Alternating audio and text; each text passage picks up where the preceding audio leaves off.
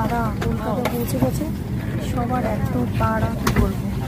আর ফ্লাইটে কেউ থাকতে চাইছে না, সবাই বাসের মতো হুড়মুড় করে বেরোচ্ছে। সামনে সবাই লাগেজ বার করতে ব্যস্ত, আমরা এখানে আটকে পড়েছি। এখন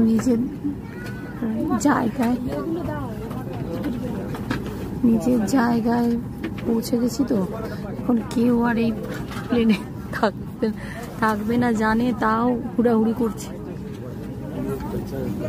যেন বাস থেকে নামছে। সবাই যে যার আগে বাড়ি পৌঁছাতে চাইছে, কে কার আগে বাড়ি পৌঁছাবে সেই নিয়ে এখন চলছে।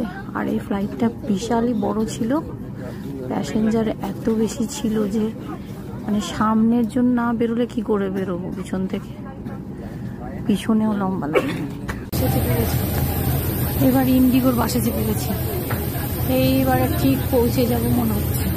আর পিছনের সিঁড়ি দিয়ে নামলাম, সামনের ওই সিঁড়িটা প্রচন্ড ভিড়, নামা যাচ্ছে না। অনেক ওপর দিয়ে, ওরা অবশ্য ওদের বাস লাগবে না, ওরা ওপর দিয়ে পৌঁছে যাবে। যেমন ওপর দিয়ে আমরা ঢুকে পড়েছিলাম ফ্লাইটে, তখন আর বাস লাগেনি, কিন্তু যেহেতু আমরা পিছন দিকে বেরিয়েছি সেই সিঁড়িটা দিয়ে, সেহেতু বাসটা আমাদের জন্য লাগবে।